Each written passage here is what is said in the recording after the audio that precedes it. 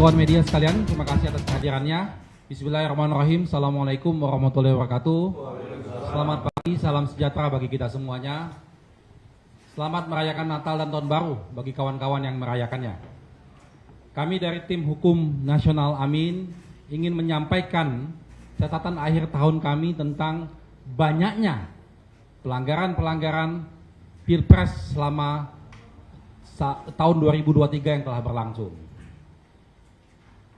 Kawan-kawan, pertama kami akan memulai dengan putusan MK. Kita semua masih ingat putusan MK nomor 90. Itu betul-betul merupakan bentuk manipulasi, malpraktek peraturan perundang-undangan yang terjadi secara gamblang dan membuat nalar publik menjadi terhentak. Betapa tidak, perkara ini adalah permohonan tentang pasal 169, sama-sama kita ketahui, mengenai persyaratan usia calon presiden dan wakil presiden yang membatasi minimal usia 40 tahun. Dan MK mengabulkan permohonan perkara tersebut dan menjadi pintu masuk pasangan 02 Gibran menjadi cawapres. Walaupun kita juga sama-sama ketahui MK Majelis Kehormatan Mahkamah Konstitusi telah memberikan putusan tegas dan jelas bahwa itu melanggar etik yang berat, sehingga Ketua MK diberhentikan dari jabatannya sebagai Ketua MK. Yang sama-sama kita ketahui juga Ketua MK adalah paman dari Gibran. Lalu yang kedua, laporan pelanggaran pemilu di Bawaslu. Ini kami membuat laporan di Bawaslu, banyak sekali laporannya. Ini bisa kami jelaskan satu persatu. Kita sama-sama ketahui Bawaslu sebagai lembaga pengawas pemilu dalam beberapa kasus bersikap berat sebelah. Ini tercermin dalam beberapa kasus. Bawaslu tidak menindaklanjuti laporan dugaan pelanggaran dengan alasan kekurangan bukti material. Padahal laporan disampaikan dengan alat bukti yang lengkap. Di sisi lain terdapat laporan yang tidak tergolong pelanggaran justru diproses sebaliknya. Kita ingat ya, satu pertama tentang laporan kami di Bawaslu. Perkara di Bawaslu nih, pertama laporan terhadap pantun Cawapres Muhaimin Iskandar. Kawan-kawan masih ingat semua? Terhadap pantun pada waktu pengambilan nomor, ini kami telah melakukan sidang 5 kali di Bawaslu. Walaupun hasilnya diputuskan tidak terbukti, tapi yang menjadi persoalan bukan pada putusannya. Pertanyaan kami, mengapa Bawaslu memproses laporan tersebut yang nyata-nyata bukanlah sebuah pelanggaran dengan mengacu pada Undang-Undang Pemilu dan PKPU 15/2023. Selain itu, laporan ini hanya disertai satu bukti video dan satu saksi yang bukan saksi fakta, tetapi justru segera diproses. Sedangkan laporan kami yang poin B tentang ke Bawaslu juga ini, pelanggaran dalam silaturahmi nasional Forum Desa Bersatu. Ya, Cawapres Gibran melakukan dugaan pelanggaran karena hadir dalam silaturahmi nasional Desa Bersatu. Forum ini dihadiri 8 organisasi perangkat desa. Kita tahu perangkat desa ini seharusnya netral, namun mayoritas pesertanya itu menggunakan logo Paslon 02 di bajunya. Itu sama-sama diketahui publik. Sementara di Gibran melakukan pelanggaran administrasi pemilu dengan melakukan kampanye di luar jadwal. Bahkan di sana terjadi indikasi praktek money politik melalui pembagian uang transport dalam acara tersebut. Nah, yang menjadi persoalannya, Bawaslu di RI, Bawaslu Pusat tidak menindaklanjuti laporan ini dengan alasan kurang bukti material katanya. Padahal laporan itu disertai bukti yang lengkap dan acara tersebut digelar secara terbuka. Semua media juga meliputnya. Sehingga tidak ada alasan bagi KPU untuk menyatakan kurang bukti material. Bawaslu menyatakan kurang bukti material tersebut. Berbeda sikap dengan, jadi ini ada beda sikap nih, Bawaslu RI dengan Bawaslu DKI. Bawaslu DKI malah memproses dugaan tersebut dan menyatakan bahwa aparatur desa yang hadir dalam forum tersebut dinyatakan terbukti melakukan pelanggaran dan dilakukan teguran. Tetapi Gibran tidak diberikan sanksi apapun. Ya, jadi ini antara Bawaslu sendiri terjadi perbedaan. C, laporan yang kaitan dengan Bawaslu juga ini. Dugaan pelanggaran kampanye di CFD. Gibran diduga melakukan pelanggaran dengan melakukan kampanye di Car Free Day. Gibran membagi-bagikan susu kemasan waktu itu dengan dibantu oleh tim kampanye 02. Kegiatan tersebut itu merupakan pelanggaran administrasi pemilu, sebab CFD dilarang sebagai arena kampanye sesuai Peraturan Gubernur DKI nomor 12 tahun 2016. Terhadap laporan tersebut, Bawaslu tidak menindaklanjutin tanpa disertai alasan apapun. D. Laporan pelanggaran kampanye di pesantren di tempat pendidikan. Ini terjadi kembali dilakukan oleh calon wakil presiden nomor urut 2 Gibran melakukan kegiatan kampanye di tempat pendidikan dengan menyampaikan visi misinya kepada para santri dan santriwati yang notabene-nya adalah anak-anak, dan juga mereka membagikan barang-barang kepada santri dan santriwati. Kegiatan tersebut dilakukan di Pondok Pesantren Luhur Al-Syaqofah di Jagakarsa pada tanggal 10 Desember 2023. Kegiatan ini jelas-jelas melanggar pasal 15 ayat 1 Undang-Undang nomor 23 tahun 2002 tentang perlindungan anak, dan juga melanggar pasal 280 ayat 1 huruf H Undang-Undang Pemilu yang mengatur larangan kampanye di tempat pendidikan dengan membawa atribut kampanye. Sejauh ini belum ada tindak lanjut Bawaslu terhadap dugaan pelanggaran ini.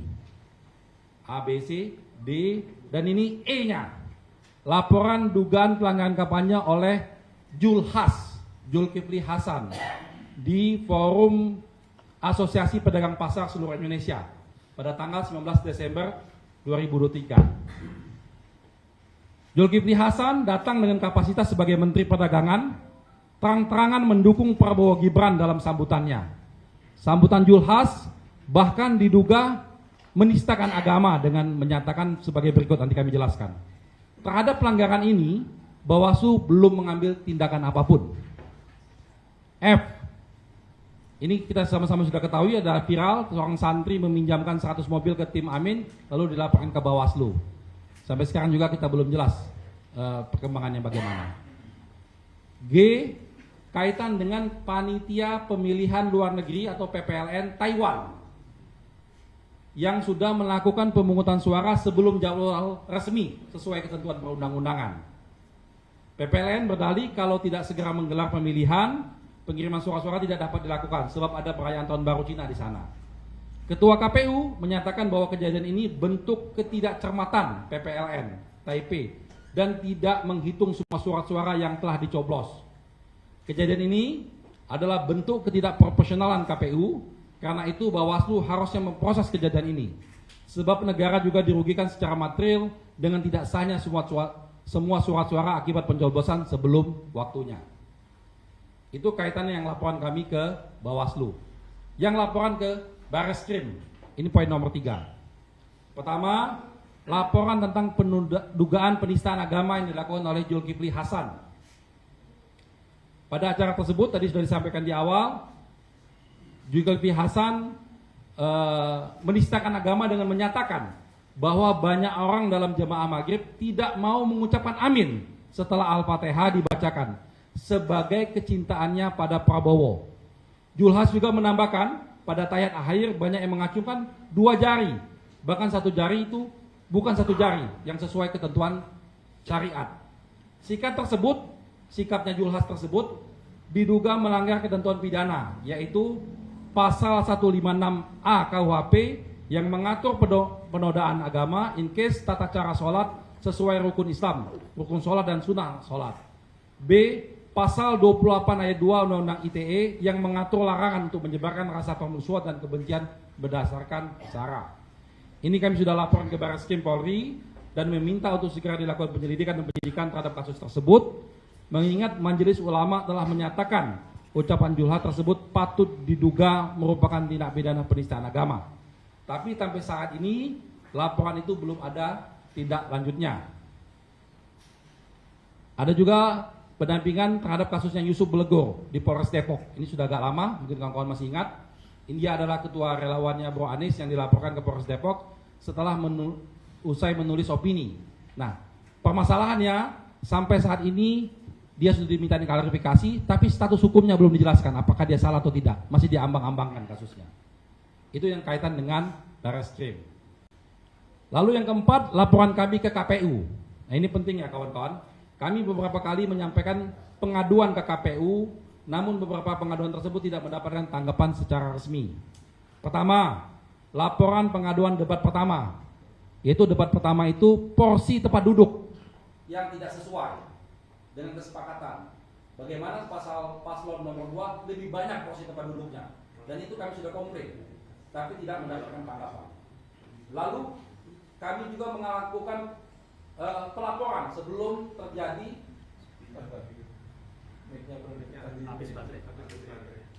Oke. Jelas? Hah? Belum.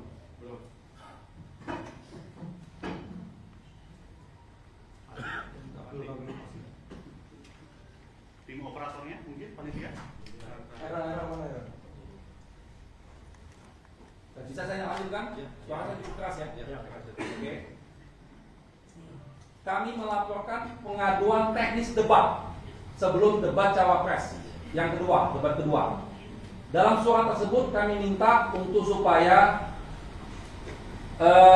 mengecek penggunaan alat-alat canggih yang digunakan, seperti earpiece atau penyuara telinga yang dipandu oleh tim kampanye. Akan tetapi surat pengaduan kami ini tidak mendapat tanggapan oleh KPU. Setelah ramai viral di media, baru ini menjadi pembahasan. Kami minta pada waktu itu kita semua calon yang berdebat saling periksa apakah ada yang menggunakan alat-alat tersebut. Fair saja, jadi tidak hanya satu calon yang diperiksa, tapi semua calon saling periksa untuk supaya sama-sama kita ketahui bahwa tidak ada penggunaan alat canggih tersebut. Ini tidak mendapat tanggapan. Lalu pengaduan kami tentang tindakan provokasi pada waktu debat pertama oleh calon nomor 2. Kami mengadukan provokasi oleh calon nomor 2 Gibran yang memprovokasi penonton sebagaimana dilakukan pada saat debat pertama. Hingga saat ini KPU tidak memiliki itikat baik untuk merespon pengaduan-pengaduan tersebut. KPU sempat menyebut di media bahwa dia akan memproses, tapi sampai saat ini belum ada kejelasannya. Itu yang kaitan kami dengan KPU. Ini yang terakhir adalah kami ingin menyampaikan tentang permasalahan kampanye capres dan cawapres di lapangan. Bagaimana banyak sekali pencabutan izin yang sudah dapat izin lalu berubah menjadi dicabut. Ini akan kami sampaikan ya. Di beberapa daerah. Pertama, pencabutan izin silaturahmi akbar Anies Baswedan dan Partai Nasdem di Taman Ratu Sultanah Aceh. Yang kedua, pencabutan izin pemakaian Stadion Patriot Candrabaga Bekasi untuk acara senam yang bakal dihadiri oleh Anies Baswedan. 3. Pencabutan izin penggunaan tempat untuk safari politik Anies Baswedan di Pekanbaru Riau.